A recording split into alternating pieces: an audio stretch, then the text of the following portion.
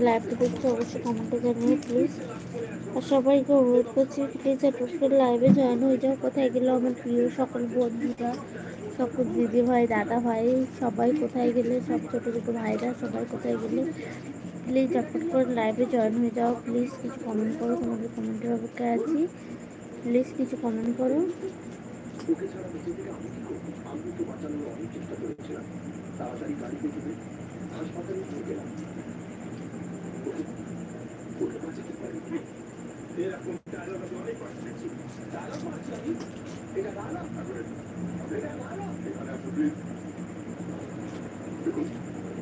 আমাদের তো জানতেই হবে না মৃত্যু কারণটা কি। আমি তো এটা বলছি যে এটিটা পেটে দিয়েই মৃত্যু হয়েছে। ব্যাপারটা দেখেছি, আমাকে কেন বলছেন? আপনার রেসিপিটা নতুন কিনা? হ্যাঁ নতুন ছিল, কোন কোম্পানি? পান্টোরা। এরকম কোম্পানি? এটা নতুন কোম্পানি, খুব বড় নাম কিছু নয়।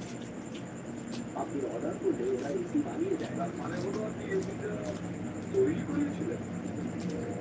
হ্যাঁ, এটি সস্তা পাওয়া যায়। তার মানে আপনি অর্ডার করেছিলেন, মানে আমি বলতে চাইছি যে আপনি স্পেসিফিকেশন অনুযায়ী এসিটা তৈরি করেছিলেন, তাই না? হ্যাঁ, তাহলে এটার মধ্যে মানে এরকম এসি তৈরি করা যায় যেটা যখন ইচ্ছা ফাটানো যায় বা পোড়ানো যায় বলছি। তার মানে আপনার স্ত্রী যখন এসির সামনে দাঁড়াবে তখনই এসিটা ফেটে যাবে। তারা ভালো করে চেক করো, দেখো যে বাকি এসি দুটো ফেটেছে সেগুলো ওই একই কোম্পানি বানিয়েছে কিনা। ওই যে তিনটে যে এসি ফেটেছে এই তিনটে এসি স্ত্রীরা এসির সামনে দাঁড়িয়েছিলেন আর হাজবেন্ডরা এখান থেকে কম করে 10 ফিট দূরে দাঁড়িয়েছিল। সেটা ছিলই না, মানে স্যার এই তিনজন কিছুতেই জানতেন না যে এসিগুলো হাঁটতে ছিল। হ্যাঁ, ওই তিনজন স্ত্রী জানতেনই না। তিনজন হাজবেন্ড জানতো আর সেই জন্য ওরা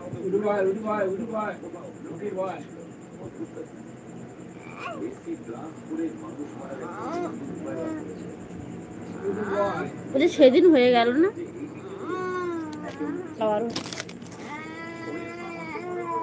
কি হয়েছে? কিছু কমেন্ট করো প্লিজ গাইস, তোমাদের কমেন্ট করে করতে আছে প্লিজ কিছু কমেন্ট করো।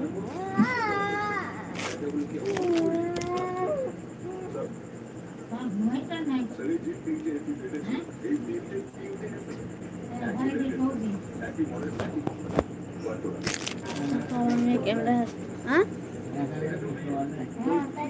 লাগবেন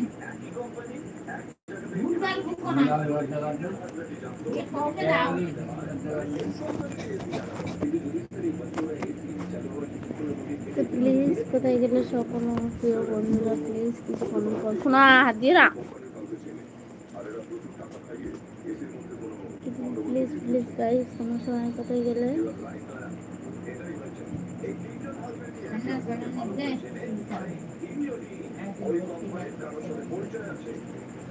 এই সমস্ত গন্ডগোল ওখানেই হয়েছে, ওই এসি কোম্পানিতে যেখানে এসি গুলো তৈরি। শোনো